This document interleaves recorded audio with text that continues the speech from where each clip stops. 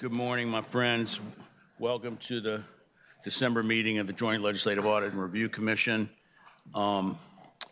Thanks for coming. I don't know why there's so many people here today, but you're all invited back to the next one too. We always have an exciting agenda. We're going to be talking about data centers, broadband, legislative compensation, and looking at our annual VRS report. So, good morning, Director Greer. Good morning, Mr. Chairman. Why don't you lead us off here? And there's one other thing I'd like to do this morning before we get started is that we need to renominate and approve the Auditor of Public Accounts for a second 4-year term. And we have been working closely with Ms. Henshaw, and it's my opinion anyway that she's been doing an outstanding job. So I was wondering if anyone might have a motion to do that. Mr. Chairman? Yeah, Delegate Simon. Mr. Chairman, I move that Stacey Henshaw be recommended for reappointment as Auditor of Public Accounts for a term of 4 years, subject to election by the General Assembly. Second. It's been moved and seconded. Do we have any discussion on that motion? Okay, is this a recorded vote? This must be a recorded vote. It's a recommendation, so I don't know that it's essential, but you may do that. I think you can just do it by voice. Okay. All in favor say aye. Aye. Opposed? Thank you. Congratulations, Ms. Henshaw. Thank you for being here, too. Mr. Greer, let's get going. Thank you, Mr. Chairman. I'm Hal Greer, the staff director of JLARC, and as the chairman said, we do have 4 reports to bring to you today. We're going to begin with reporting on our findings from the review of data centers. Next, we'll present the broadband deployment findings.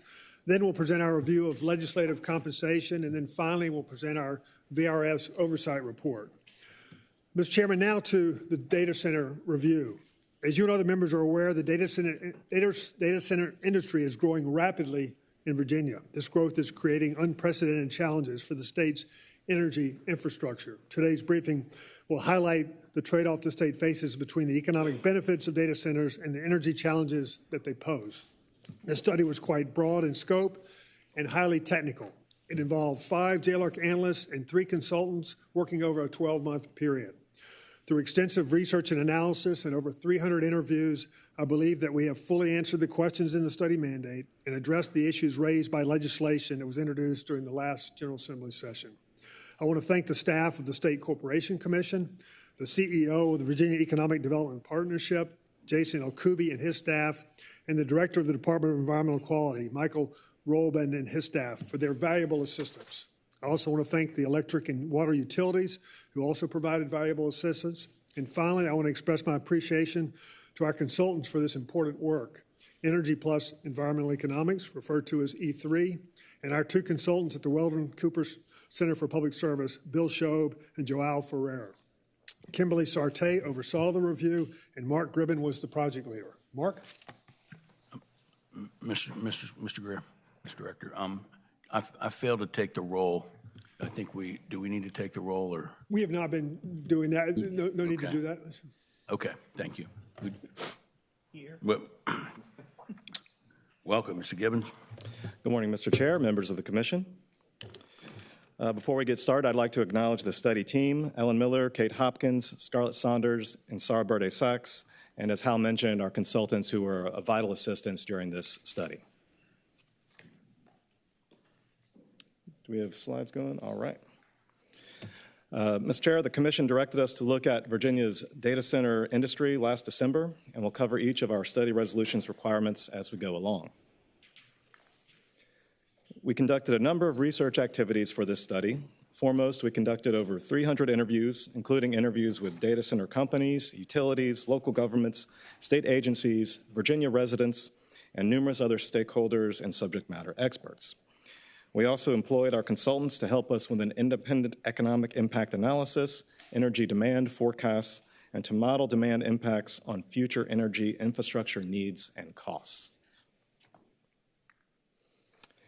In brief, we found that data centers provide economic benefits and can generate substantial tax revenue for the localities that have them.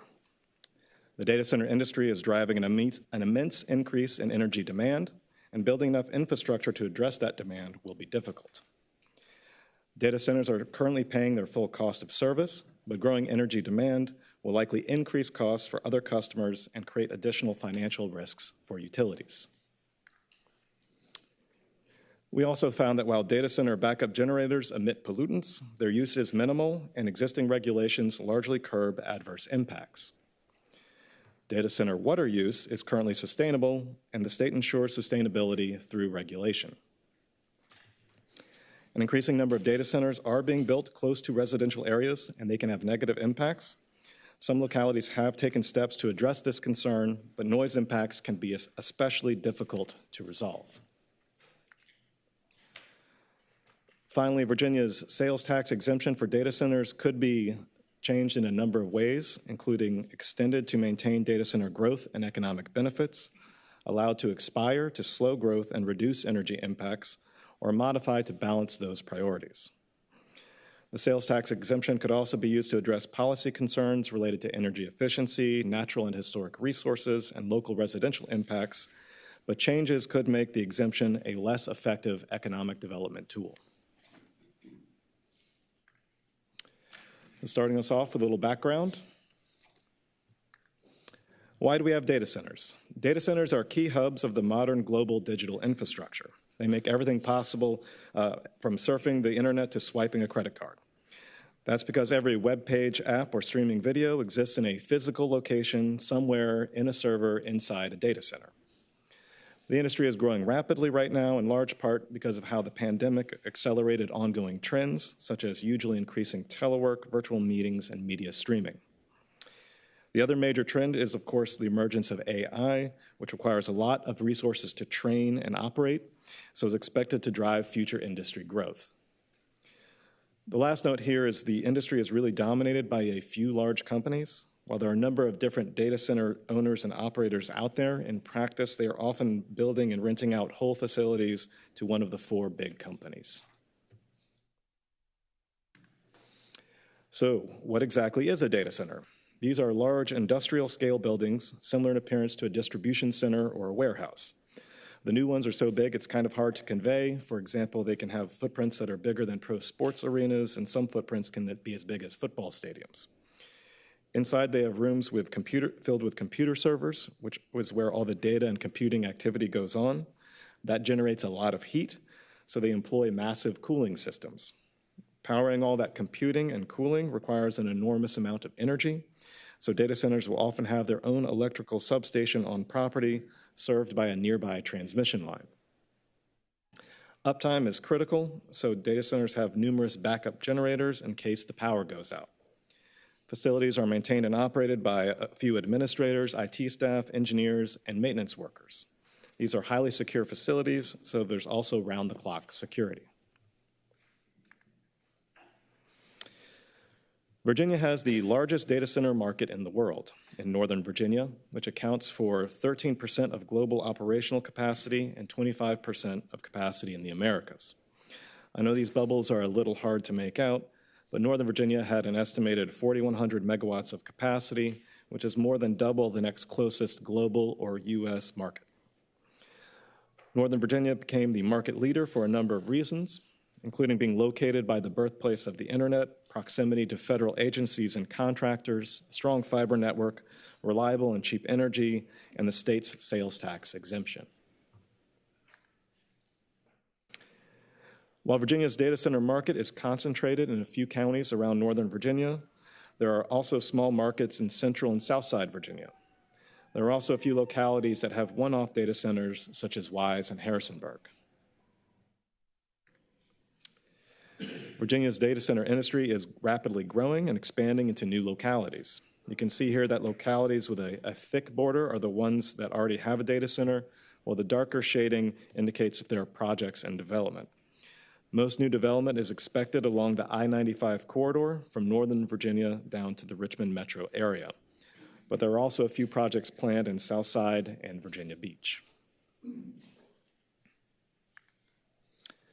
Mr. Chair, I'll pause here if there are any questions. Does anybody have any questions? Yeah, Senator McDougal. Mr. Chairman, tell me, is there a reason that they're all down the I-95 corridor? Is it because that's where the fiber is that everybody has to connect with?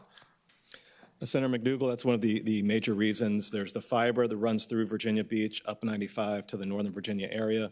They're also close to the Northern Virginia area, which is kind of a center of gravity for data centers. You also have transmission lines you have that they need for the power to serve them. So those are a number of issues, but that's one of the key ones. Mr. Chairman, one more. Sure. Because wasn't Northern Virginia where at one point 50% of all internet web services went through when AOL started?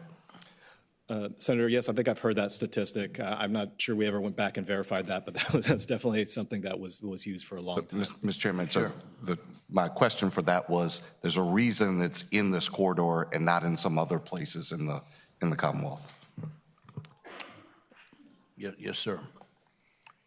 For any further questions? Yep. Delegate Ware. Thank you, Mr. Chairman. Following up on what Senator McDougall said, the reasons for the critical mass in Northern Virginia and down I-95, what would you attribute those reasons? Or what reasons would you attribute that to? Delegate, so when data centers were first being built, there was a good reason to put them there. And once you start building more next to each other, it's a latency is sort of what was the key issue, is that if I have a data center here and a data center across the street, those two data centers can communicate a lot faster. So if I am browsing an internet site, or if I'm doing some sort of financial transaction, basically it slows down the speed, or it speeds up how fast they can communicate. And so when you start putting more and more data centers and with more and more business customers next to each other, they can communicate very fast, very fast. Whereas if you put a data center further out, it's going to take, again, milliseconds, but it takes longer for that data center to communicate with everybody over here in Northern Virginia. So that was one of the big reasons that they started being concentrated there, in addition to the other reasons I named earlier. So to boil it down, milliseconds matter. Yes, Delegate. Thank you. Okay, is there anybody else? Okay, moving right along.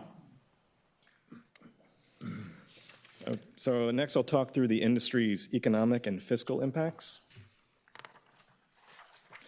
Our first finding here is that data centers provide economic benefits, mostly during their initial construction. Here you can see the high-level outcomes of our consultant's economic impact analysis. In recent years, the industry supported 74,000 jobs on average, including direct jobs building or working in data centers, and the indirect jobs created to support those workers in sectors like retail and housing. Altogether, industry-related jobs brought an estimated $5.5 billion in annual labor income, and the industry added $9.1 billion to the state's economy. Focusing in on jobs, during construction, a data center site can employ up to 1,500 workers during peak activity.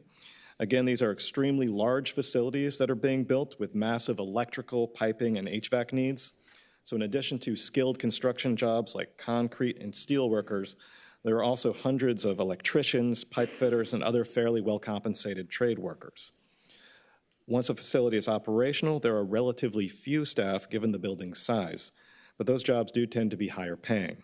About half are company employees, like facility managers, engineers, and IT techs. The other half are contract workers who work full-time at the facility, including electricians, pipe fitters, and security personnel. It's also worth noting that the industry is a significant source of capital investment in the state, accounting for about $24 billion in investment in fiscal '23. About 20% of that capital investment is related to construction, and most of that money likely goes to in-state businesses. And we identified several material suppliers from different parts of the state who substantially benefit from supplying the industry. However, the bulk of that capital investment is for computers and equipment, and while some electrical and cooling equipment is produced in Virginia, most of this goes for computer servers that come from outside of the state. The economic benefits of the industry are concentrated in Northern Virginia, where most data centers are currently located and under construction. However, you can see that other regions also benefit.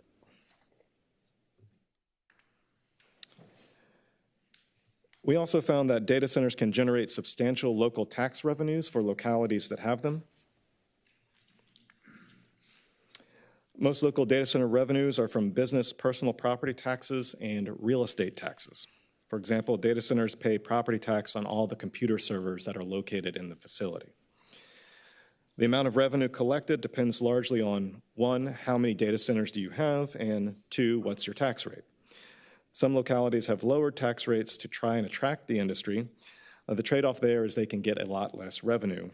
For example, we estimated that Culpeper would collect almost $11 million in equipment taxes from a good-sized facility, while Chesterfield and Wise would collect $500,000 or less from the same facility, all based on differences in tax rate and depreciation rates. Looking at localities with relatively mature markets, we found that industry tax revenues range from less than 1% to 31% of total revenues. And you can see that Loudoun and Prince William, the 2 largest markets, receive substantial amounts of tax revenue.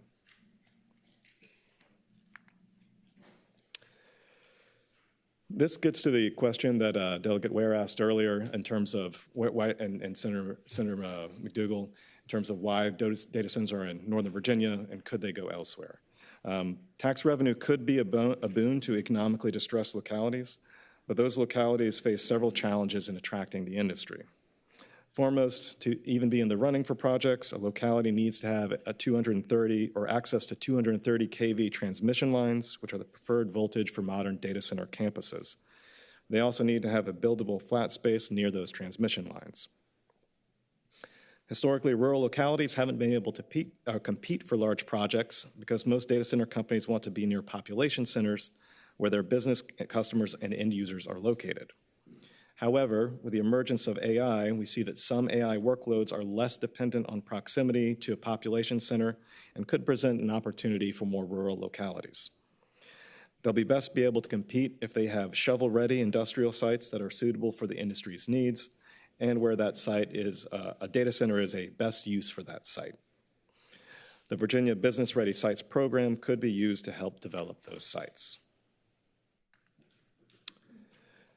To that end, VDP should clarify that potential data center sites are eligible for grants under the program. Mr. Chair, I'll pause here again. Okay. We might make the point that Microsoft has been out in rural Virginia, and if you drive down that road, it's pretty impressive what you see right in the middle of nowhere. Well, I'm sure it's fine down there, but there's not much else around. And so, I have heard that many small town and rural counties would like to have this, but then you have the transmission issue. Oftentimes, maybe not. Yeah, Delegate Herring. It's just a simple question. We use the term shovel-ready a lot. Just tell us what that is. Remind us what that means. Delegate, thank you. Just having the utilities in place, having the land cleared, so it's prepared that they can start construction fairly soon. I might be throwing it around a little loosely. My apologies. No, that's okay. I figured I asked a stupid question. No, I don't think there's any surprises in that section. Please continue. Our next section, as I'm sure you've heard, energy is a big issue for the industry, and we'll dig into that over the next 2 sections. A modern data center uses substantially more energy than other commercial or industrial operations. Even a small 18-megawatt facility is roughly equivalent to a mid-sized automobile plant, 60 large office buildings, or 4,500 homes. However, most data centers being built now are much larger, drawing from 100 to over 200 megawatts of power, which is more than most industrial customers. The industry trend is to build campuses composed of several large facilities, and their total draw can be well north of 1,000 megawatts. By comparison, that's more than the entire generation capacity of one of the 950 megawatt nuclear reactors up the road at North Anna. Can I interrupt you on that? How many of those do we have that are bigger than a nuclear power plant? We have one in Prince William County. That's what you're talking about here. That's one of the proposed ones. But there are several campuses that would be north of 1,000 megawatts, including some that are already underdeveloped and sort of half-built. It's also what counts as a campus can be interpreted in different ways, but there are multiple campuses being proposed. But you don't have a specific number on that. We have the number of sites, Mr. Chairman. I think we could break those out to you, thanks. but I don't have those offhand. Thank you.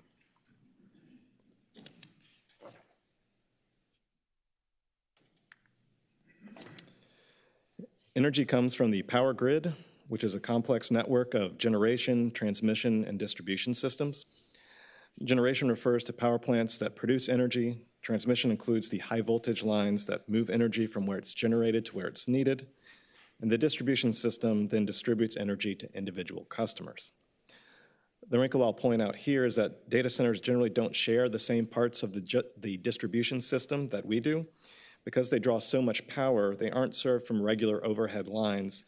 Instead, they're typically parked close to a transmission line and have their own distribution station, which hooks directly into those lines.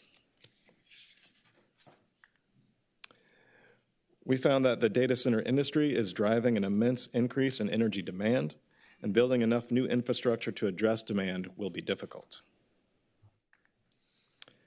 This slide shows the independent energy demand forecast from our consultant. That top line is the full unconstrained demand forecast, which projects what all energy demand in the state could be before accounting for constraints like being able to build enough infrastructure to meet it. As you can see, it closely matches the forecast that PJM, the regional grid operator, has put together using data from state utilities. If you drop down to that line in the middle, you can see what would happen if only half of unconstrained demand materializes. Even under this scenario, demand could double by 2040. If you drop down to that bottom line, you can see what the forecast predicts if there was no future data center growth. The takeaway here is that almost all of that demand that you see is being driven by data centers, not other things like population growth or electric vehicles. Mr. Chair. Delegate Rasool. I'm sorry, on that last slide, can you put it in perspective? I'm just having a problem understanding what that current figure is relative to what Virginia uses, Virginia's total energy demand? Delegate Rasool, so the 2023 would be the actual current energy use. Of just the data centers? That's total everybody in Virginia. So this chart is showing total. What you see in those different demand scenarios, that includes data centers. The no new data center demand is what the forecast would look like if you just took data centers out of it. Okay, that's everything. Okay, Delegate Rasool, you have another question? Okay. Anybody else? Okay, please continue. To address growing demand, a lot of new generation and transmission infrastructure will be needed. On the generation side, the state would need renewable solar and wind facilities, natural gas plants, nuclear plants, battery storage, and greater participation in demand response programs. On the transmission side, it would need interzonal lines to move power across the state and import additional power from out of state. It would also need intrazonal lines to disperse power to connection points on the distribution system. Our consultants built a complex model of Virginia and the regional PJM grid, and they used it to predict what infrastructure and imports would be needed to meet demand. You can see that under scenario 1, meeting unconstrained demand would require adding 150% more in-state generation capacity, 40% more transmission, and importing 150% more energy. Under scenario 2, which again is only half the demand materializes, we're still looking at doubling existing generation, 35% more transmission, and 55% more imports. In short, either scenario would require a massive increase in energy infrastructure and imports. To be clear, the model predicts that some of that additional generation would be built anyways, even without data center demand, but most of what you see on this slide is attributable to data center demand growth.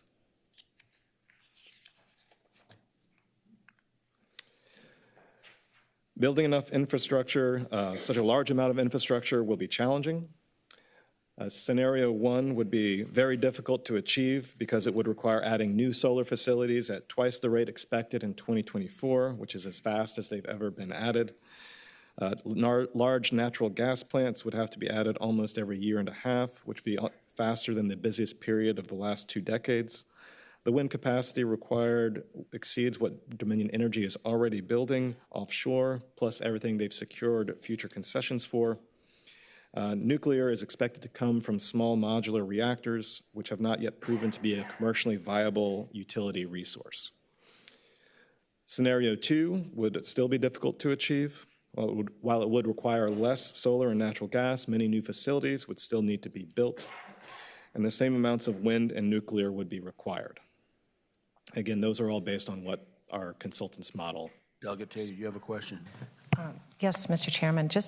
I was just wondering, is there any plan, or was it discussed as far as through regulation or legislation that the data centers would be required to pay for these energy costs?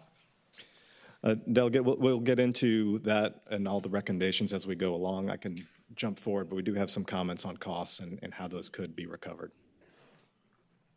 Okay, thank you.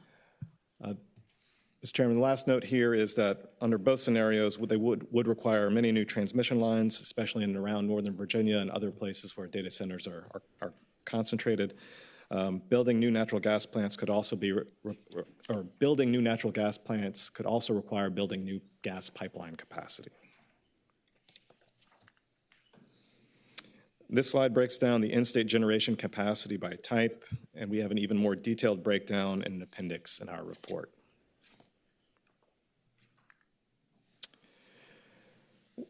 Our next finding, we found that this demand growth raises concerns about system capacity and reliability, but existing utility requirements and processes limit those risks. Specifically, the unprecedented pace of demand growth raises concerns about, 1, the availability of sufficient generation on the grid, and 2, the availability or the ability of the transmission system to reliably deliver power. The important thing to keep in mind here is that while utilities have an obligation to serve new data center customers, they don't have to serve them tomorrow. Their foremost responsibility is to ensure reliability of the power grid, not add new customers. Grid reliability is federally regulated using international standards that utilities and others must meet. Mr. Gribbons, that's not a controversial statement, though, is it? That they have an obligation to take care of their existing customers first? I mean, that's something that people agree to already? Mr. Chairman. Some people don't agree with that? I'm sorry, I'm make sure I'm getting your question. You have a statement here, utilities have an obligation to serve new data center customers, but foremost responsibility is their existing, to ensure grid reliability. And, I mean, no one disagrees with that, right? Or do people disagree with that? Mr. Chairman, I'm not sure. Nobody has explicitly told us they disagree with that. Okay. I do not think it is a controversial statement in response to your original question. All right, thank you. But that's something we've discussed with the utilities and with SEC, and nobody who we have talked with who's an expert in this industry disagrees with that statement. Please continue, thanks. Thank you, Mr. Chairman.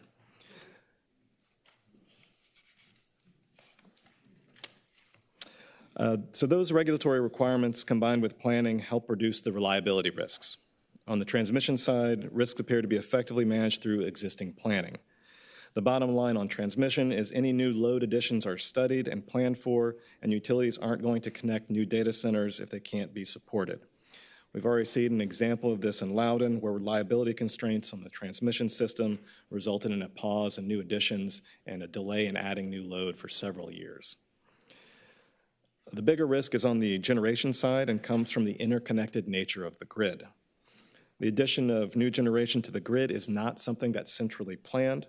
Instead, it relies on individual utility planning and market price signals to get people to build new stuff. The concern is that demand could increase faster than new generation is being added, and in fact, regional reserve capacity is expected to be insufficient by 2030.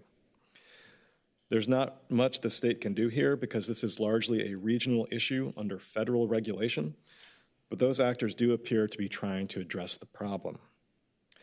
Then, of course, at the end of the day, utilities can ensure reliability by delaying the addition of new data center customers if they don't have the capacity to serve them. On that note, some utilities believe they already have the authority to delay adding new loads for liability reasons, while others did not think it was allowed. So the state should consider clarifying utilities authority in this area.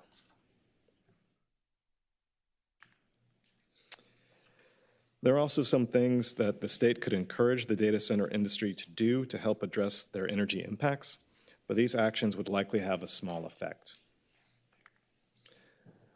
One of the most obvious Delegate Wilt. Forgive me, I thought you were going to ask for questions, and before we got too far away from what you just presented, if I could, Mr. Chairman. No, that's great. On page 30, on the graphs, and maybe you said it, forgive me if I missed it. So I see under scenario 1 and in scenario 2, I see adjustments made down from 1 to 2 on all areas except nuclear. Why did nuclear stay the same? Delegate Wilk, so in the model, the reason nuclear stayed the same is under both scenarios, it doesn't start building it till 2035. Again, this is relying on these new small modular nuclear reactors, and that technology is not believed to become available until 2035, according to our consultants and many other folks that we've talked to. So both models start building that, and the model likes that resource because it's a very effective baseload resource, especially for when you're talking about data centers, which have a 90% load capacity, 24/7, they're just drawing energy. So nuclear matches up really well to that sort of customer. Delegate Wilt, you have a follow-up? Senator McDougall. Thank you, Mr. Chairman.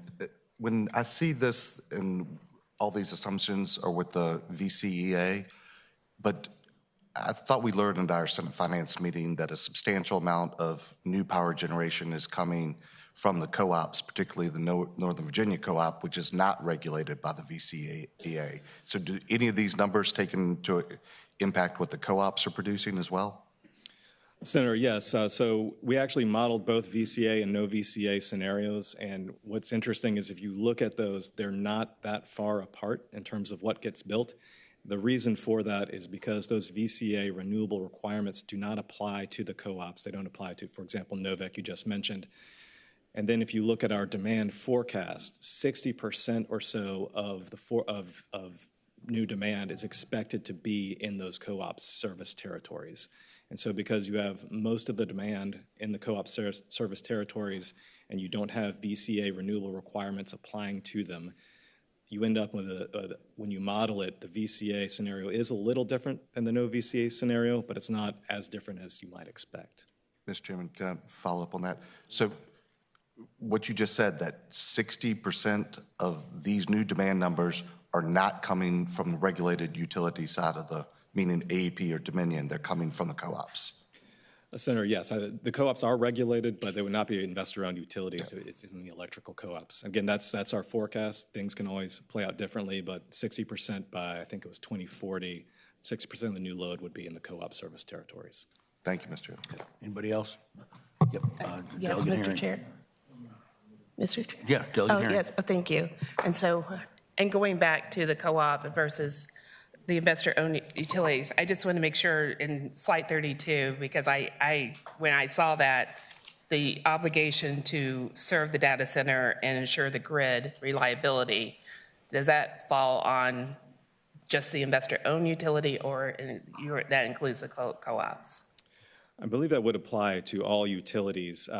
The nuance here is that the co-ops don't own the transmission infrastructure. Dominion is a transmission operator, APCO is a transmission operator. So their ability to, over what they control is a little different, but that reliability or that the responsibility to provide reliable electrical service is a required responsibility for all utilities. All right, thank you. Okay. Please proceed. All right, so not to repeat myself on this slide and jump to the next one. One of the most obvious ways that data centers can address their demand is by investing in new generation to help meet their needs, and some data center companies are already doing this. This won't lower demand, but it would make it easier to meet. One specific approach, which I'm sure you've heard talked about, is promoting on-site generation for data centers under the theory that this could reduce the need for grid infrastructure. But the companies that we talked to indicated they would still rely on the grid for backup, even if they did pursue on-site generation. So it's not clear if that would really have that much of an impact on infrastructure needs. Another option is to participate in demand response programs that offset energy needs. Currently, no data centers participate in demand response, but their participation will become more important as they grow to be a bigger part of the customer base. Finally, energy efficiency could be in. Mr. Gilbert, can you explain what that means, what you just said? I'm a little slow. On what you just said, that last point you made. On demand response? Yeah.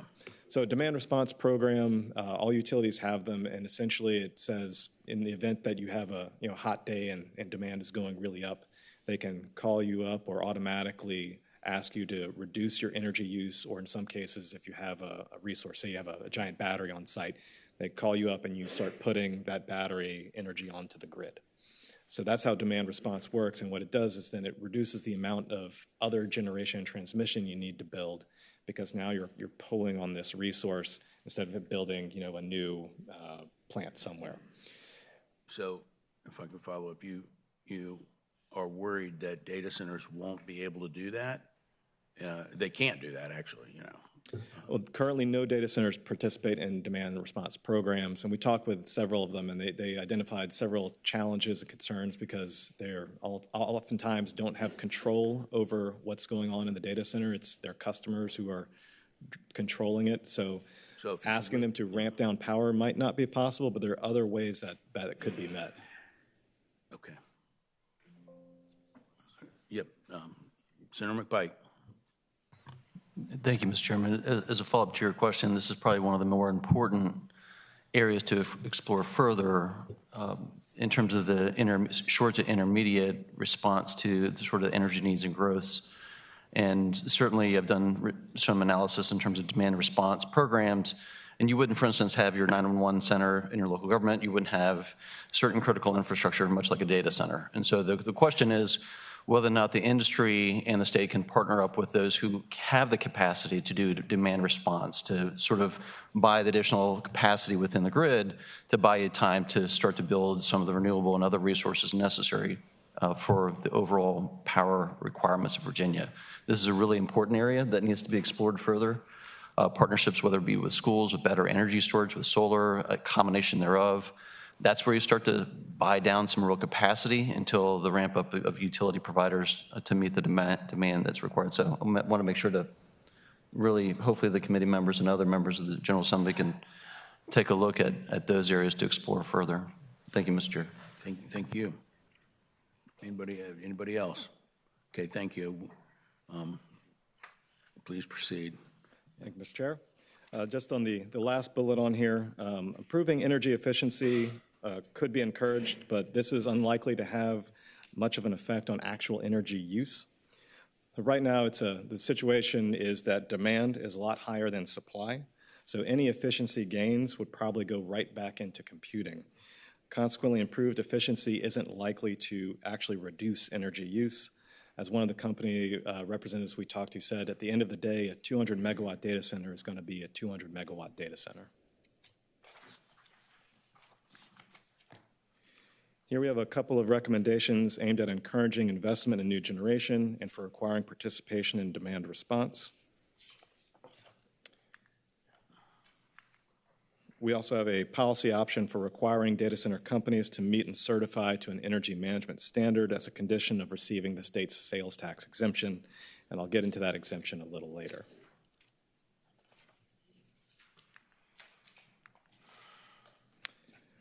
This next section looks... Delegate Ware. If I could follow up on a couple of things that you talked about on that highlighted or bolded section on page 32 or slide 32. Utilities have obligation to serve new data center customers, but their foremost responsibility is to ensure grid reliability. I look in the report that you sent to us earlier, the draft report, and it says on page 30, building enough infrastructure to meet growing data center demand will be difficult under both forecast scenarios. That's both unconstrained and half of unconstrained demand. Those two things, they seem to be at least in tension. Delegate, I'm not sure that they are in tension. I think that the ensuring the reliability, if anything, also is one reason why those scenarios are difficult to achieve. So one, there's it's difficult to achieve because you have to build a lot of stuff, and just the ability to build enough stuff to keep up with the demand. That's one challenge.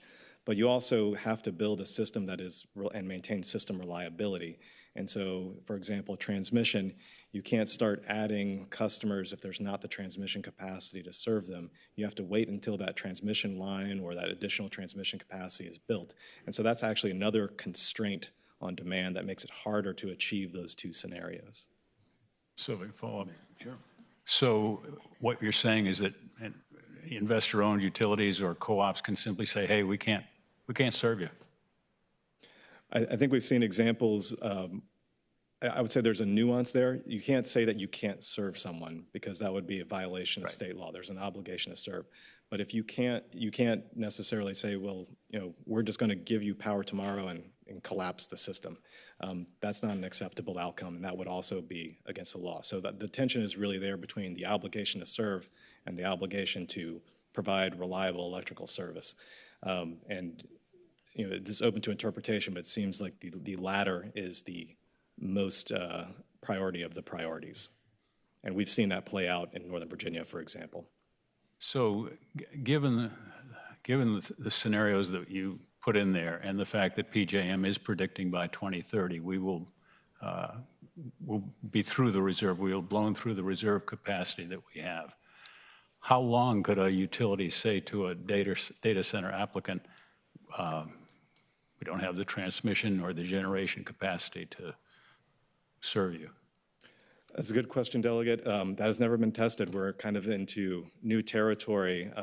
This is an unprecedented scale of demand, and so I don't think that question has come up before. Thank you. Thank you. So just following up on that, you don't think that there's been any developer that's been told we cannot provide electricity by the date that you want it provided? That's not happened yet. No, that has happened. There have been, in Northern Virginia, there have been instances, there are transmission constraints, and so customers were told that we are not going to be able to provide. And that's because they're protecting the base load customers now. They're protecting the transmission grid. Okay. All right, thank you. Mr. Chair, Senator Dees. has that phenomena pushed data centers to outside of Northern Virginia or out of state? Senator, it may have. They won't tell us. But I think what you see is nationwide, even though Virginia is sort of the biggest market and has the highest concentration, data centers are having problems finding enough power everywhere. And that's why you see them building facilities in new areas, new markets. So it's certainly possible that some companies have decided not to develop in Virginia and to look in other markets. I can't tell you how many that is, but it's certainly something that's possible. And if the state becomes more constrained, it could happen more in the future. You said a little bit ago that about 60% of the growth is going to come outside of the territory of Dominion or Appalachian, and certainly have Appalachians off the table to some extent. Is that 60% primarily going to be in the Northern Virginia co-op area, or is it going to be the other areas? I think Rappahannock and Southside have already agreed to serve some, or at least some. They've been placed in that territory. Senator, there's 3 co-ops where there's projected data center growth. 2 of those already have data centers. So NOVEC, the Northern Virginia Electrical Cooperative, which covers a lot of Prince William and Loudoun County, they're expected to continue experiencing growth.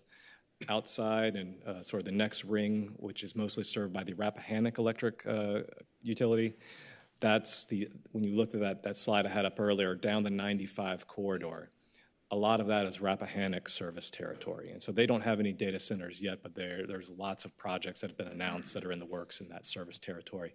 And the last one would be the Mecklenburg Electric Cooperative down in Mecklenburg. That's where, I believe somebody mentioned this earlier, that's where Microsoft is. There are existing facilities. Microsoft is continuing and is planning to build out a number of additional facilities. So you're going to see more growth in that cooperative as well. Mr. Chair, Amazon Web Services and Dominion have agreed in one instance to build small modular nuclear reactor, I guess one of the ones that's planned for Louisa County. How much of the energy for that data center will come from that small modular nuclear unit? Senator, I think there was an announcement I think Dominion was going to look into the possibility of doing that. I don't think they've committed to building it, but I'll let Dominion speak for themselves on that. My understanding is that a small modular reactor, usually it's about 300 megawatts is about the limit on one of those.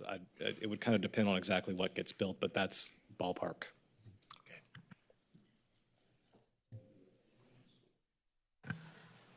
Thank you. Please continue. This next section looks at the cost implications of what we just discussed. So get into your concerns, Delegate Tata.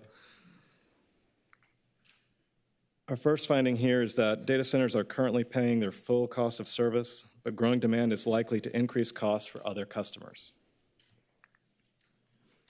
On that first point, data centers are currently paying their full cost of service, meaning they are not being subsidized by other customers. Our consultant performed an independent review of utility rate structures and found that they were appropriately allocating and recovering costs. Looking at generation and transmission, we found that those costs are either passed through to individual data center customers or allocated to a customer class that largely consists of data centers and other large users. Because of how costs are passed through, there's no crossing over to other customers. Looking at distribution, we found that costs are either directly charged to a data center customer or collected through contractually obligated minimum payments. So if a substation is built for data center X, the cost of that new substation gets recovered from that customer, and it's not being picked up by others. However, looking into the future, growing data center demand is likely to increase system-wide costs, and a portion of those costs are likely to be recovered from other customers. Our consultant found that generation and transmission costs could be $10 to $18 billion higher by 2040. That's depending on which scenario you're looking at, with most of the cost increases attributable to growing data center demand. So a lot of that cost comes from fixed costs associated with building new infrastructure. For example, if a utility builds a new gas plant, everyone gets charged for a portion of it. Historically, adding a large new customer would actually reduce how much everyone pays for that plant because the new customer would pick up a bigger portion of the tab.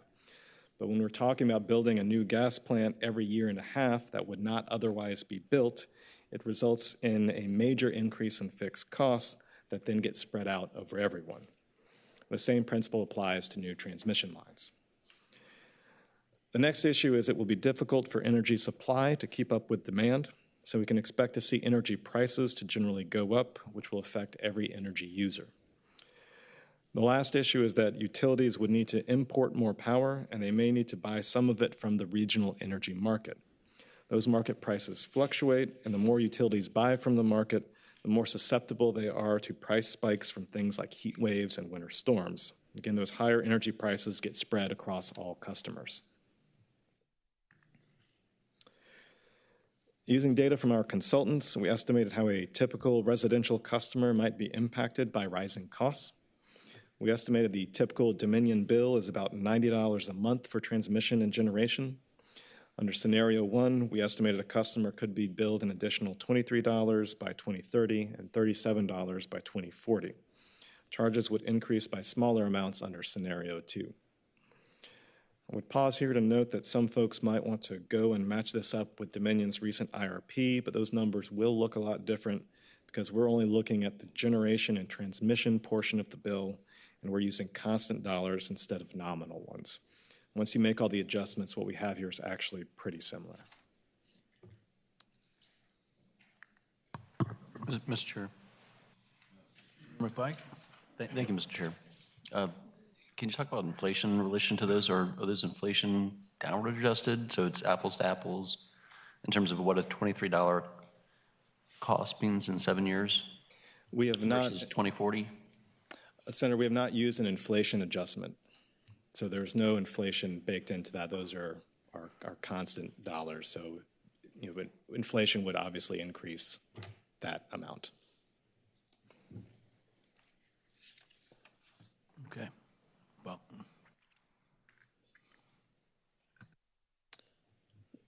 So this begs the question of what could be done to isolate other customers from cost increases.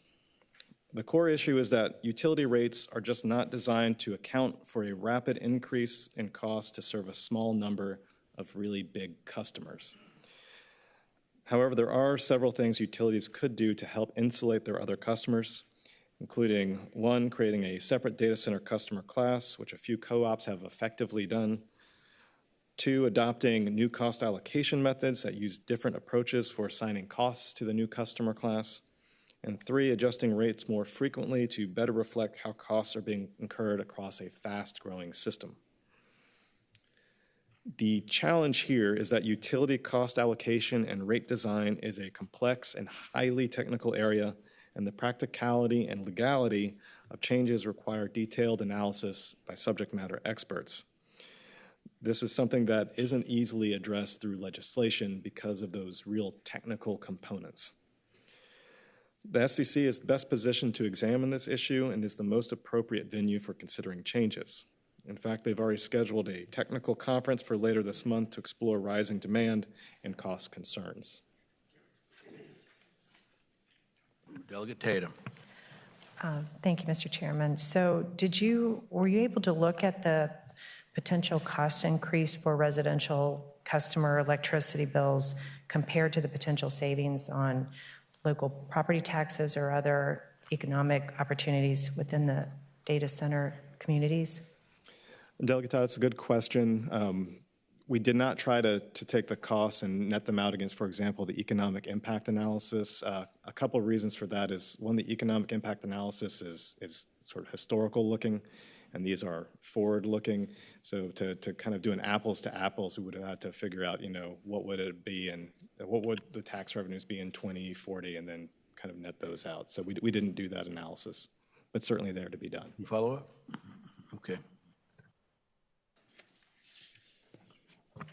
Senator McDougall. Thank you, Mr. Chairman. Mr. Chairman, on that slide, going back to page 43, when we're talking about the increases, does that assume that the power is going to be available for other states for us to take? Are they other states not having increasing demand as well? Is that power really available? Senator, that's a really good point. Yes, these models are assuming a certain level of imports. I can't remember which slide it was earlier, but you can see that I think our scenario one is 150% increase in imports, and under scenario two was also a substantial increase. That's assuming that power is there, and other states are, within the PJM region, you're seeing the Columbus, Ohio area is emerging as a primary market. The Chicago area is emerging as a primary data center market. So there are other markets within our regional grid that will be competing for that energy. Mr. Chairman, follow up. Sure. So is that power going to be available? Did y'all do an analysis of whether we would actually be able to draw down power for Virginia? Senator, our model included the PJM regions. We're assuming stuff gets built, but the same assumptions that apply to what can get built in Virginia apply to the rest of the region. It's going to be hard. So, Mr. Chairman, Yeah. did you just say that there might not be enough power for us to draw down from other states? It's certainly in the realm of possibility, Senator. I don't want to get over my skis, Senator. I don't mean to be invasive. I just want you to remember that we are next door to West Virginia, so they don't have any problem with the generating power over there. Not under the Clean Economy Act either. Okay.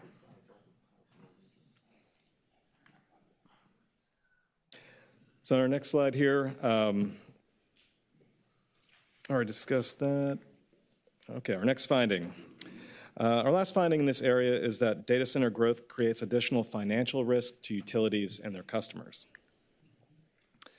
Financial risk to utilities comes from the sheer size of energy use by data center customers. First, utilities are building for the future, and if infrastructure gets built but the demand doesn't materialize, those fixed costs could be stranded with existing customers. You can argue that's unlikely to happen because overall demand seems likely to outstrip supply, but it is a risk that's out there, especially for transmission projects. Second, data centers pose some particular risk to the electric co-ops, which, as we discussed, are small nonprofit utilities that lack the resources that Dominion and APCO have. Data centers could account for over 80% of energy sales for some co-ops as soon as 2030.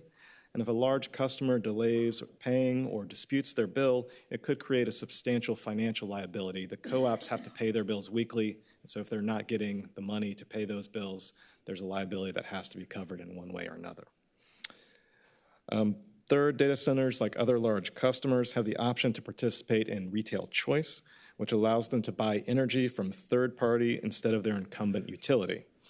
If enough of them leave for retail choice, the fixed costs of any generation built to serve them might have to be paid off by other customers. So we have a recommendation and a couple of policy options that would help address these risks. Here's our recommendation on addressing the stranded costs or planning, and some options related to retail choice and co-ops.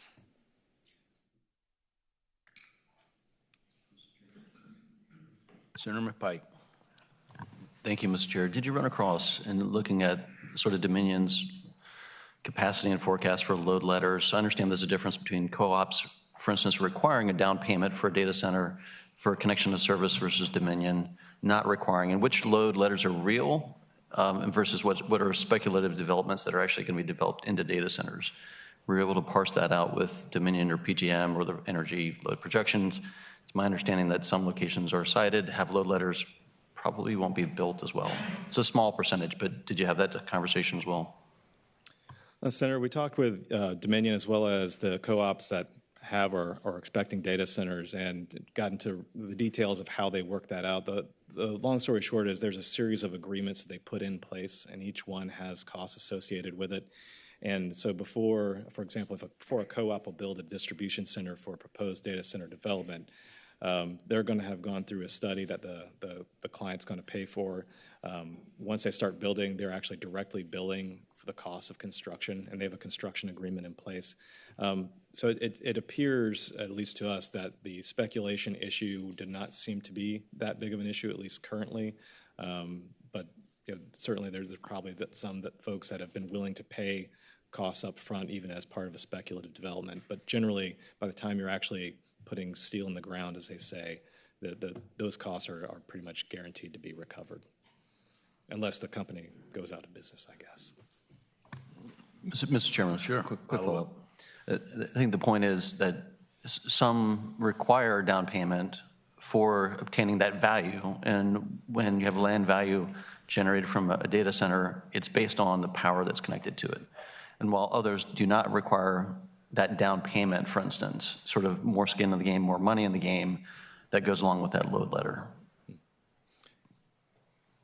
So as sort of an incentive or disincentive is the question of whether or not they came up in terms of whether people are going to speculate on land and put a bunch of money in to pay for that load versus speculative. It's sort of money up front, or is that transmission connection costs spread to customers over time, and it works differently depending on where you're at in Virginia? I'm sure there's some speculative developments out there. What we've seen from the companies that we met with is that they're building and they have a client in hand. So, I mean, again, these are, I guess at that point, you're talking about before something gets built. Again, I think there are definitely developers out there who are buying land, but they're generally trying to sell it to somebody who's going to build a data center. I guess the short answer is that we were satisfied that what the utilities are doing in terms of requiring costs up front wasn't creating an issue. And if you're talking about, for example, looking at transmission, I think that was one where folks are concerned that if you have a speculative development, maybe the utility goes out and builds a transmission line that isn't needed. The Dominion builds the transmission based on metered load, not on what's in the agreements. So they're not looking at a capacity agreement and determining, okay, they have a capacity agreement here, we need to build that. They're looking at metered load before they're making those improvements.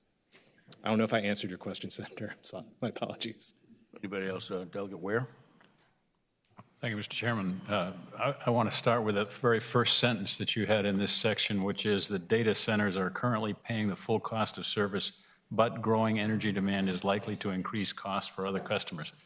This would be a separate cost outside of inflation, outside of any other act of God, a hurricane, whatever it might be, potentially, and the consultant has given us specific numbers on that. So I take it from what you're saying on that and then the recommendations that we would need to be proactive if we saw a continued increase in requests for data center construction growing at the rate that we have seen up until this time. Delegate, I think what we had identified was that the SEC is going to have to be the venue to tackle this. So when we're talking about, there's the question of do you want data center growth? We'll put that one aside. In terms of if the growth happens, it's really the SEC and the utilities that have to determine if and how there are changes to how costs are being allocated to insulate customers from growing costs. Thank you. I'm leaving the energy sector or sections, Mr. Chair. Okay. We'll shift gears to the impacts the industry can have on natural and historic resources. This slide lays out the different categories of natural and historic resources we looked into. Note that for each of these areas, there's some level of federal, state, or local regulatory protection. So any actions taken by a company or a developer, whether they're a data center or not, are subject to the rules that are in place. Today, we'll focus on those first two areas, and all of the other areas are discussed in our report, either in the main chapters or in the appendixes. Our first finding here is that data center backup generators emit pollutants, but their use is minimal, and existing regulations largely curb adverse impacts. Because of their enormous energy use, then the need to stay online 24/7, data centers rely on a large number of diesel generators for backup power. The average in Virginia is 54 per site. Diesel generators emit several harmful pollutants that can contribute to the development of smog and have other health effects. For that reason, they're regulated by DEQ using state and national air quality standards. All backup generators must be permitted. Permits set limits on use and emissions are monitored for compliance. In practice, backup generators are rarely run for prolonged periods. They're mostly run for maintenance testing about once a month for 10 to 30 minutes. They run for longer periods during outages, but data center companies report they experience few outages. Again, this is because they're served from on-site substations that are directly connected to the transmission lines, so any outages are usually due to a localized problem either in that substation or in the data center facility or site itself. So for these reasons, backup generator emissions are unlikely to harm regional air quality. Looking at the data, they accounted for about 4% of regional nitrogen oxides and about 0.1% of other pollutants. In 2023, emissions were only 7% of the ceiling that's allowed under the permits, again, because they're usually only run for maintenance and occasional outages. And regional air quality in Northern Virginia has actually improved while the industry has grown. The biggest emissions risk is a worst-case, prolonged, large-scale regional power outage. In such an event, all those backup generators could kick on, and if the outage lasts long enough, their emissions could contribute to temporary air quality issues. However, those outages again are rare, and air quality would return to normal after the incident. The other risk is the localized effect of routine emissions in areas around some of the large data center clusters, such as parts of Loudoun and Prince William County. To identify any localized concerns, DEQ recently launched a 3-year study to closely monitor data center generator emissions in Northern Virginia. If the General Assembly thinks additional action is merited, it could consider requiring new data centers in Northern Virginia to use generators that have lower emissions than the current industry standard if they want to receive the state's sales tax exemption. Are there any questions on this section? Well, I'd like to turn this over to Delegate Herring for a special introduction right now. If we could take a little break from this exciting topic. Thank you, Mr. Chair. You all know I come from the city of Alexandria, and here today is Gretchen Bolova, the director of the Office on Historic Alexandria, and she has brought to this hearing on data centers the Lord and Lady Provost of Dundee, Scotland, which is Alexandria City's sister city, Bill and Yvonne Campbell. And I just wanted to say welcome and thank you for being here. Why don't you stand up?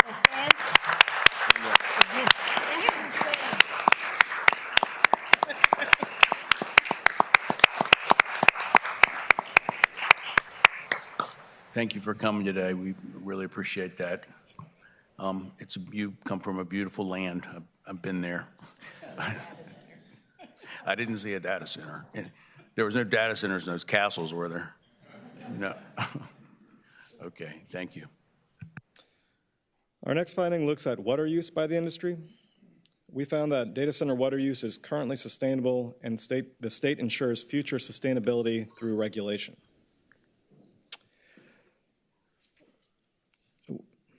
There's one behind. There we go. While some data centers can use a lot of water, most use about the same amount or less as an average large office building. Data center water use varies depending on the cooling system the building uses. Data centers employing evaporative cooling can use a fair amount of water, while those that use dry cooling systems might only need water for their bathrooms and kitchens. Almost all data centers get their water through a water utility. We collected data from those utilities and found data center customers accounted for between 2 and 21% of total utility water use. Those differences were largely a function of how many data centers a utility served and how big that utility was. To put it further in context, data center water use accounted for less than 0.5% of total state withdrawals.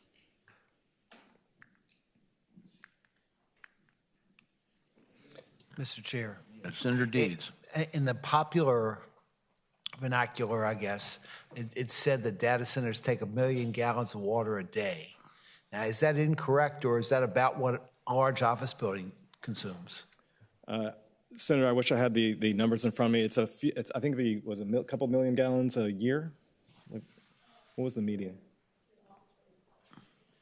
So for an average office building, 7 million gallons a year, and so that's what most data centers are using, that amount or less than it. There was one that uses a lot. I think one of the issues that comes up is if you have a lot of data centers located on a campus, and you can keep multiplying that number. So if I have one data center that's using 7 million gallons a year, and then I have 10 data centers on campus, that's 70 million gallons a year. So that might be where that comes in. Okay, thank you.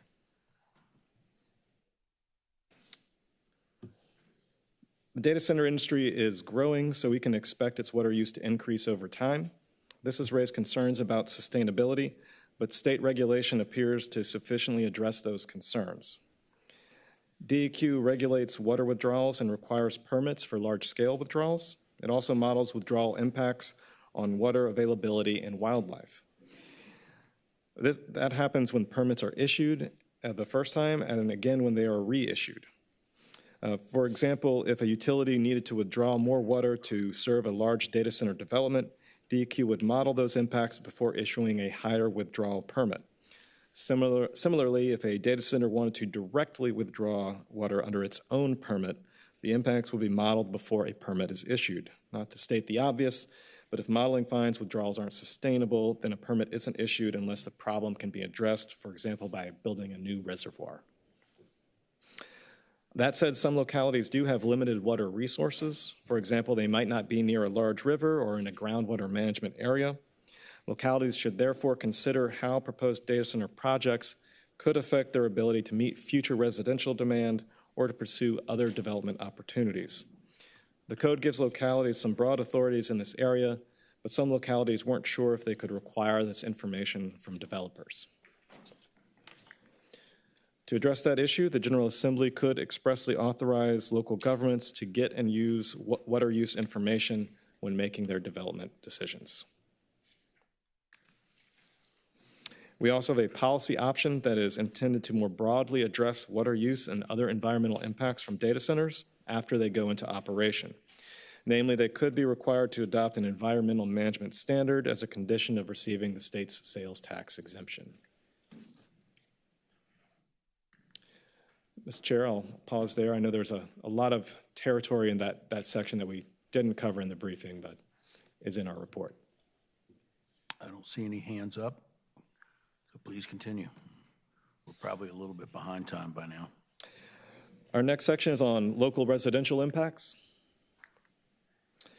For background, local governments are responsible for managing land development in their jurisdictions. The main way they do this is by establishing zoning ordinances that set the rules for residential, commercial, and industrial and other types of development.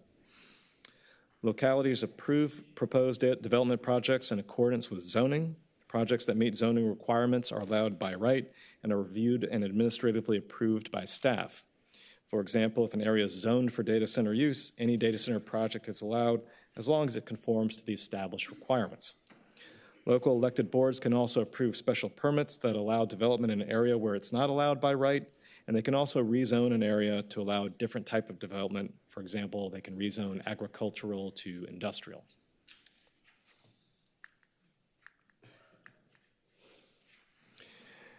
We found that a growing number of data centers are being built close to residential areas, impacting nearby residents, and some localities have taken steps to minimize impacts. Nathan, I think my clicker's dying. You can just advance me, it's fine. As we've discussed, modern data centers are large industrial facilities, and they're largely incompatible with residential use. In addition to building size and appearance, they're often surrounded by security fences and lighting, regularly test diesel generators, and have massive cooling systems that have the potential to create noise. They often have electrical substations located on site, and in some cases, new transmission lines might be built to serve them. That's all very different from, say, an office building that could be appropriately sited close to a neighborhood. Even so, we found that about 1/3 of operational data center properties in Virginia are within 200 feet of residentially zoned properties. Now, that doesn't mean a data center and a house are exactly 200 feet apart, but they are close by. It also doesn't include a number of data centers that are planned or under construction close to residential areas. These pictures show a few examples of data centers that have been built or are planned adjacent to neighborhoods in Northern Virginia, and there are several more that we visited. Some localities have allowed data centers to be built next to residential for two reasons. One, inadequate planning and zoning, which either allowed data centers to be considered a non-industrial use or that placed industrial zones next to residential. Two, elected boards have approved special permits or rezonings that allowed data centers to get built next to residential areas, sometimes counter to staff's recommendations. Resident opposition to data center development has grown in recent years. In response, we've seen localities taking steps to better manage future development. For example, Loudoun and Fairfax have reduced the number of zones allowing by-right data centers, and Fairfax recently made numerous zoning changes to address a wide range of development concerns. Loudoun and Prince William are currently studying potential changes and tentatively plan to vote on them in 2025. Other localities that are getting their first data centers have proactively implemented changes to promote appropriate development. Well, it looks like localities are responding to resident concerns. The success of those efforts will ultimately depend on elected boards because they have the authority to grant exceptions to any new rules. Delegate Wilt. Excuse me. Thank you, Mr. Chairman. Which came first, the industrial area or the neighborhood subdivision? Delegate Wilt, in most cases there was the neighborhood was there before the data center was built. However, in some cases that was already industrial and there was another use on it, or that neighborhood could have been industrial or agricultural and it was rezoned as residential, even though that put it next to industrial. So there's different flavors there, but generally speaking, it's been a neighborhood and then a data center is built next to it for whatever the reason is.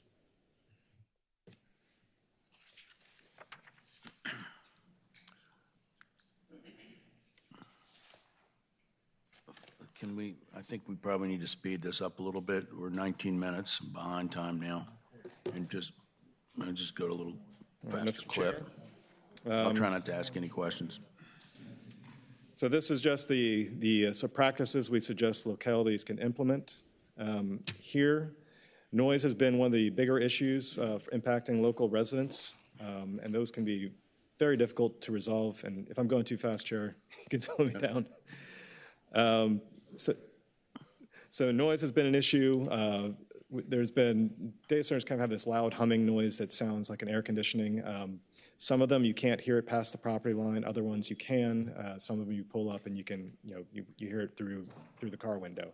And that's not really a problem unless that data center happens to be located next to a neighborhood. There have been a couple of cases where residents of the nearby neighborhoods have been bothered by the sort of constant noise that comes from their neighbor. And it's been very difficult to address those because basically local noise ordinances aren't designed to deal with it. So we do have a recommendation that General Assembly could give localities some more approvals in this area, both before a data center is built to preemptively address any potential noise impacts, as well as to deal with any data centers that are a noise problem. And again, that is a minority of data centers out there. Mr. Chairman? Yeah, Senator McDougal. What's the difference about those data centers versus the others? Why do some have noise and others don't?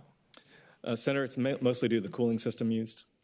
So some will have their cooling system, that's what generates most of the noise. And so depending on what cooling system they're using, they can generate more or less noise. And then the second part is, is there a neighborhood next door? Is that neighborhood up on a hill? Those are other factors that can then play into it, as well as if there's any sound mitigation that's been used. In the local ordinances that have passed, particularly in Fairfax, was this in part of the ordinance, what kind of cooling system they could use? I would have to, that was not part of it. They did require sound studies though, right? Okay, all right, let's go. Our last section, data center exemption could be used to address policy concerns. As you all are familiar, the state has this sales tax exemption for data centers. It is pretty valuable to the industry, big amount of savings. Most of the folks in the industry use it. They indicate it's important to them.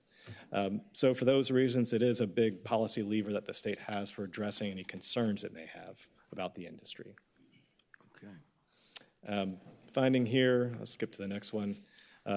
Basically, we have a couple of policy options. If you want to try and balance this question of the economic benefits and the energy impacts and costs, you can do one of several things with the exemption. You can extend it to keep keep promoting economic growth. You could allow it to expire, which would slow down the industry and potentially over the long term could stop or even contract the industry. That would obviously reduce energy impacts. If the industry does start contracting, though, you're going to start passing costs on to customers, so there's kind of some questions there and how that would play out. And the third option would be to try to balance those by letting the full exemption expire, but having a partial exemption kind of ratcheted one way or the other depending on what your priorities are. And then the exemption could also be changed in a number of ways to address some of the policy concerns, and we've already talked about most of these, so I'll just skip to the end. Okay, it looks like Delegate Tata has a question. Thank you, Mr. Chairman. Just the one thing I didn't see anything in this report was related to cybersecurity or national security, and I was just curious if you looked into that, especially with these being so close to residential areas. Delegate, there's certainly data centers among their customers are the federal government. They can't tell us who they are or where those ones are located, and there are also some federally owned facilities. So we don't really know where those are. I think the question of is it a national security risk to have this many data centers in one area is certainly something that's been brought up, but we didn't talk with federal agencies or try to understand that particular issue further. Follow up? Okay, Delegate Ware, and then Delegate Wilt. Thank you, Mr. Chairman. I have a couple of questions. One pretty simple. You mentioned the possibility of bringing down but not eliminating the sales and use tax exemption. I see from your appendix, though, that there's no other state that has done that. Is that accurate? Delegate, I believe, do you want to field this one? There are a few states that I believe do allow you have certain data centers claim a partial exemption. It's not the way in which we are describing it here. And then, Yeah, Doug, where? my second question, in the report you sent to us, page 31, you have a figure 3.4 that estimated generation mix needed to meet demand scenarios with or without meeting VCEA requirements. For both of those circumstances, either with or without meeting the requirements, they are listed under the rubric very difficult to achieve.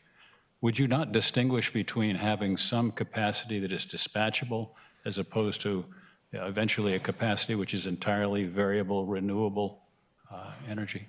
It's a good point, Delegate. The reason that that difference doesn't appear is the way this grid model works is it won't build something that's not reliable. So you'll see that even under the VCA scenario, and it's still building thermal plants like natural gas.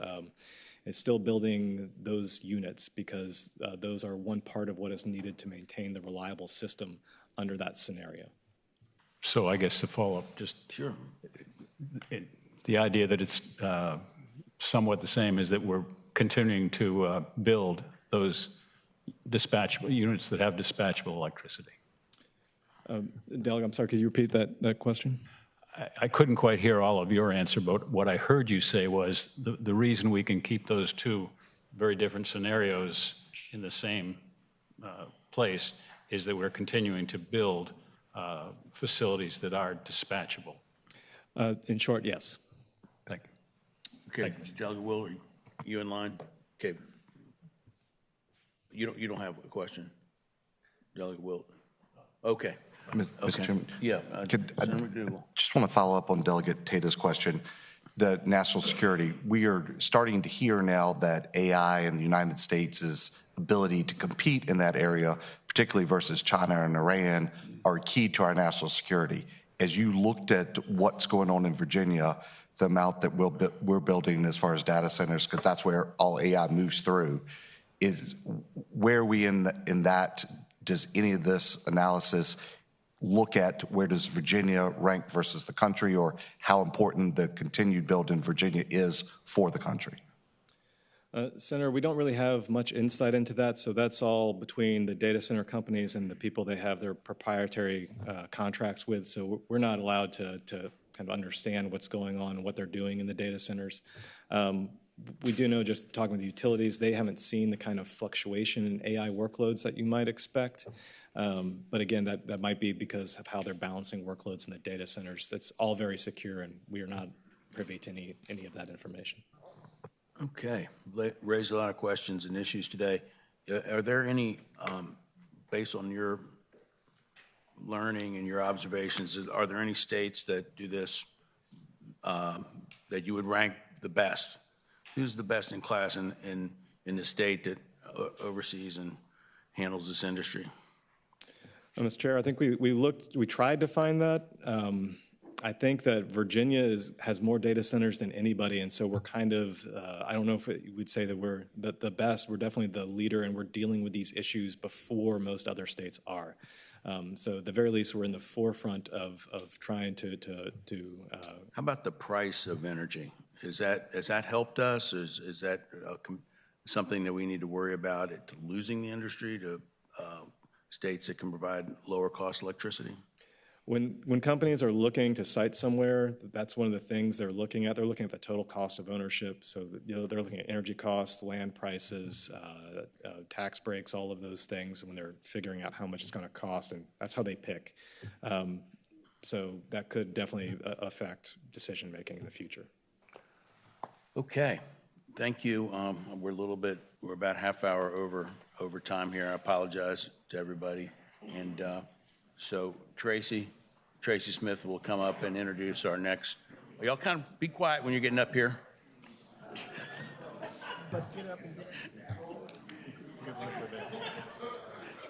All right. All right. Please take your conversations to the hall. Mr. Chairman, I'll wait for your green light. Good morning, Tracy. Morning, Mr. Chairman. I know Members of the commission. It's hard. Huh? I think you need to be a little more aggressive.